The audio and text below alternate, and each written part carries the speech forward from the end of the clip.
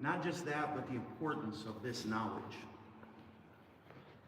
We discussed previously the statements of Allah subhanahu wa ta'ala at the end of Surah Al-An'am. When the time comes that some of the more major signs of your Lord appear, no person will be benefited by his newfound faith at that time, nor will anyone who has not done anything with that faith prior be benefited either. And the Prophet ﷺ explained that verse as being the sun rising from the west.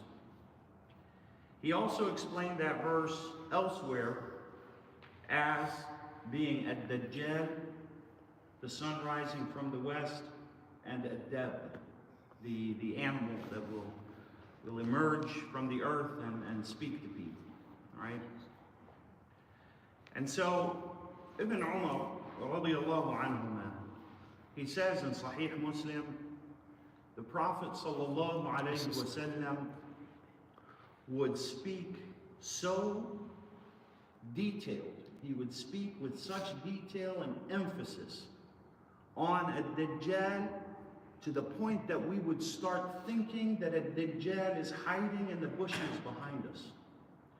That we might turn around like he is so impending.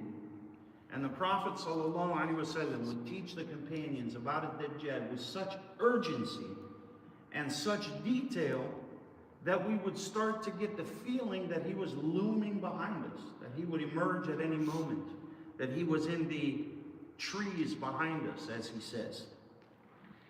And so, one of the most important things when we look at any knowledge, but especially something that the Prophet ﷺ teaches us about, is we look at the names that are used. What are the names? What are the names of a Dajjal? One of his names, ad-Dajjal, is referred to by the Prophet ﷺ as ad-Dajjal. He's referred to as al-Masih ad-Dajjal. He's referred to as al-Masih ad-Dajjal. He's referred to as al-A'war al-Kadhab. These are all names and descriptions that the Prophet ﷺ has given. Al-Masih ad-Dajjal, what does that mean? Al-Masih, meaning that he is an avid traveler. And the Prophet ﷺ said that a Dajjal will not leave a single city, town, or village on this earth except that he will enter it, except for Mecca and Medina. All right, those cities, the physical Dajjal will not be able to enter. However, that doesn't mean that the fitna of a Dajjal, or parts of it, or aspects of the fitna of a Dajjal, will not be entering Mecca and Medina. Also, the Prophet ﷺ said that he will spread through the earth so quickly that it will be like a hard rain driven by a vicious wind behind it. And in other narrations, that people will hear about him in such and such place, and before they know it and are able to get their bearings about themselves, before they're able to leave, to run, to flee from him, he will have arrived at their village, or their town, or their city. And the Prophet ﷺ mentions that he will be on this earth for 40 days. The first of those days will be as a year. The second of those days will be as a month. The third of those days will be as a week. And the rest of those days will be as regular days that we experience. Now, that is the meaning of al-Masih. Another word is ad-Dajjal. Ad-Dajjal comes from ad-Dajjal in the Arabic language. What is ad-Dajjal? Ad-Dajjal originally is actually a goldsmith.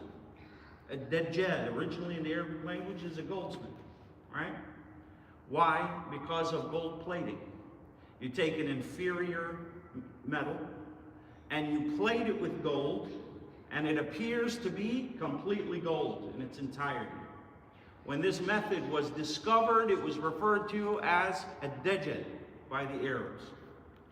Later, it took up negative connotations, and it is used for anyone who uses falsehood and a facade, an outward image that is contrary to the contents of that image. This is referred to as a Dajjal, and the person who does this, the charlatan, the snake oil salesman, the liar, the crook, the one who sells the masses on a false facade, this is a Dajjal in the Arabic language. Another word is al-Masih, min al-Masih. And al-Masih in the Arabic language is one who is mamsukh, meaning that he is scarred or marred physically. First of all, his soul is dark, but also one of his eyes is white, as the Prophet ﷺ mentioned. Both of his eyes have a problem, but it's his right eye that is completely lightless, as the Prophet mentions, ﷺ. He says, عَيْنُهُ كَعِنَبَةٍ طَافِئَةٍ, right? وَفِي لَفْظٍ طَافِئَةٍ. His right eye is pronounced bigger than his left eye, and it's like a floating grape in water, in one wording, طَافِئَةٍ. And in another wording, طَافِئَةٍ, meaning it has no light in it. You ever see someone, for instance, with cataracts, or someone who the iris is white, it's all white? That's what he's speaking about, sallallahu alayhi wa sallam. So his eye has no light in it, meaning that it's completely white. His other eye is as well marred. And so because of this, he is referred to as al-Masih. Al-Masih meaning that his eye is marred. Another name that the Prophet ﷺ gave him is Al-A'wa Al-Kadhab. Al-A'wa Al-Kadhab. Al-Kadhab meaning someone who is constantly a pathological liar. Someone who is a Kadhab is not like a Kadhib. He is a Kadhab, meaning that most of what he says is a lie. Usually the norm with this kind of person is a lie. And sometimes they tell the truth, right? And the Prophet ﷺ tells us that he is a'wa. A'wa in the Arabic language means that a person has two eyes, one of which is damaged. This is called al-awa. This is important because when I say one-eyed, what do you imagine? You imagine the movie of Sinbad in Alf Layla wa Layla, right? 1,000 Arabian Nights, where he arrives at the island and the monster comes out, the Cyclops, with one big eye in the middle of his head, right? That is not what is meant by one eye. And that is a mistranslation. Rather, al-a'wa is someone who has two eyes, one of which is damaged. And this is important because the Prophet ﷺ described Allah and said, إِنَّهُ أَعْوَى وَإِنَّ رَبَّكُمْ لَيْسَ بِأَعْوَى. He said, he is damaged in one of his two eyes, and your Lord is not damaged in his two eyes. And this is what the companions radiallahu anhum and the tabi'een learned of the descriptions of Allah subhanahu wa ta'ala from this narration. These collection of names and descriptions that the Prophet sallallahu alaihi wasallam gives us is an insight into this kind of the person of a Dajjal. And not only that, but the kind of fitna that he will bring. It's not just him, the physical person, it's also the climate the fitna that he will bring. What is the fitna that he will bring? It is summed up in that name, and that is someone who sells people on an illusion. That is a dajjal.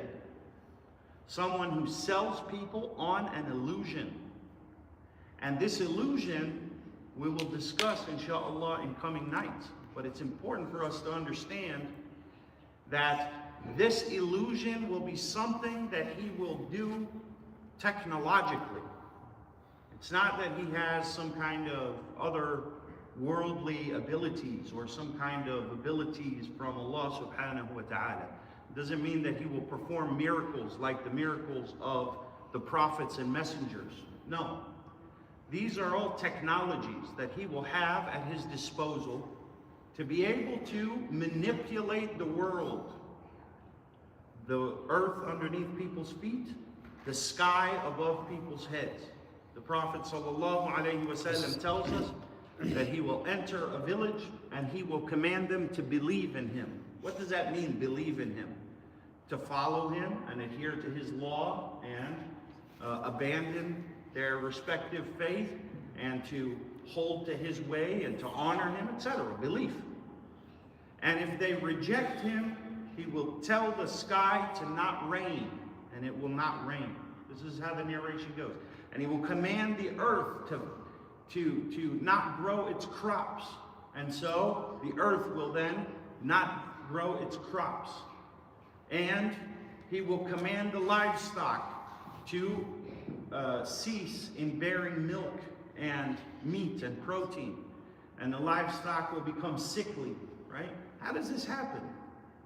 With chemicals, with technology, with things like that, right? Like, I'm not saying this is how it will happen, but I'm saying the method, right, are physical things that he will have at his disposal, whether it's cloud seeding or whether it's, pesticides to kill the earth, or whether it's, hormones for the animals, etc. This is the kind of things that he will have at his disposal to be able to punish a country or a group or a community that rejects his way and rejects his law.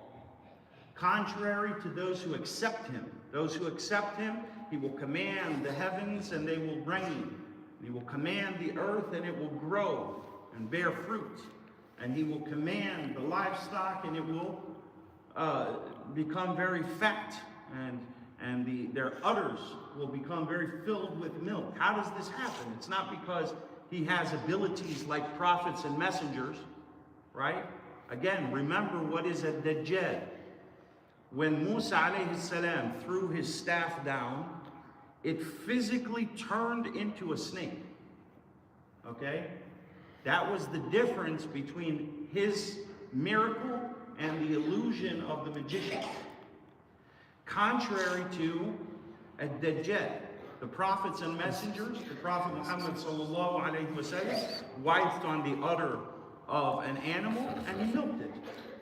This is contrary to what will happen with a dajjal. A dajjal will emulate the miracles of the prophets, but he will not be able to perform the miracles of the prophets. It's a very broad subject. Inshallah, we will pick this up tomorrow, bi'idhnillah. Allahu a'lam. وصلى الله وسلم على نبينا محمد وعلى آله وأصحابه أجمعين والحمد لله رب العالمين.